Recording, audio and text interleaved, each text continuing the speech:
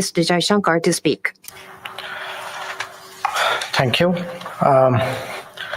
I'm delighted to be back in Tokyo for the 16th round of our strategic dialogue, and I thank Foreign Minister Kamikawa for hosting us so graciously this evening.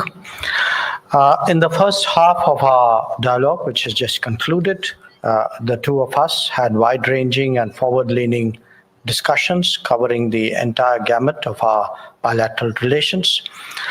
I also look forward to exchanging views on major regional and global issues in the remaining part of our dialogue. Today, our meeting allowed us to take stock of various ongoing lines of effort since the dialogue was last held in July in New Delhi.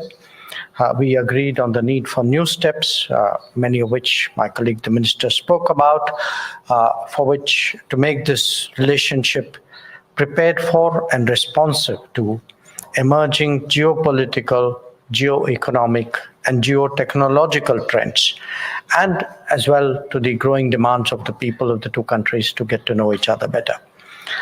Our talks provided strategic guidance to our teams to realize the vision of the India-Japan Special Strategic Global Partnership, and that the expectations that our leaders have of this partnership. We have made good progress in our defense and security relations, and which we both welcomed. Today, just as we are meeting here in Tokyo, the Indian Army is conducting joint exercises with the Japanese Self-Defense Force in the Rajasthan state of India. The three branches of our military and Coast Guard are productively engaged with the Japanese counterparts with greater ease through the newly operationalized reciprocal partnership arrangement. There have been exchanges about cooperation possibilities in areas of jointness and new domains like cyber and space. We also took stock of progress in our defense equipment and technology cooperation framework. In economic cooperation, we see a lot of potential for the quantum jump of Japanese investment into India, especially from SMEs as we enter a decade of takeoff growth. We are, again, as the minister underlined, seeking to realize our shared target of 5 trillion yen in terms of overall investment. Government of India remains committed to the continuous improvement in our infrastructure environment, and I underlined the importance we attach to the timely execution of flagship projects like the Mumbai-Ahmedabad high-speed railway, which is India's first Shinkansen project.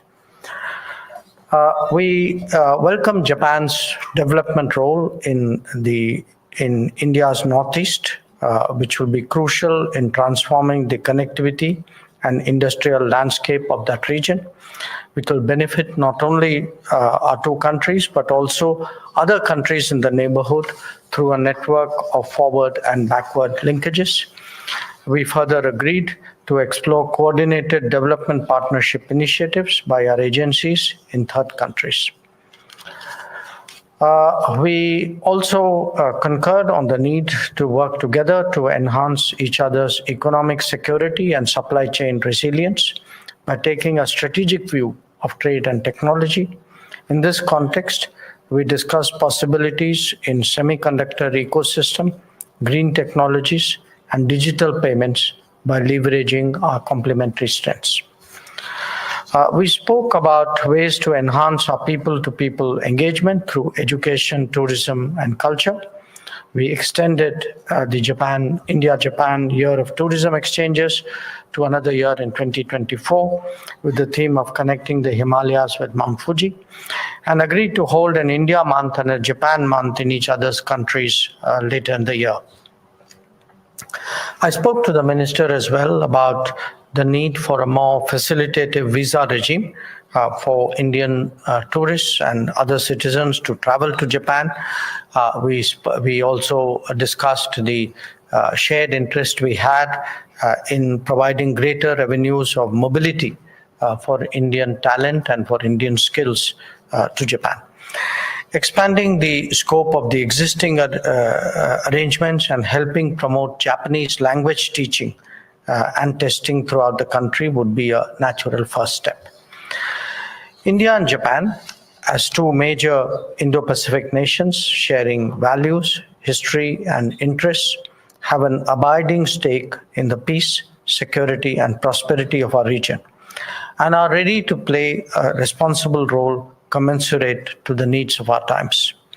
Whether it is the development aspirations of the global south, or the reform of institutions and mechanisms of global government, or fighting transnational crimes, or defending against disruptions to supply chains, cooperation between India and Japan has a world of possibilities. I look forward to discussing these matters with Foreign Minister Kamikawa in the latter part of our discussion. Let me once again thank her for her courtesy, hospitality, and leadership for this round of the dialogue, which has been very productive.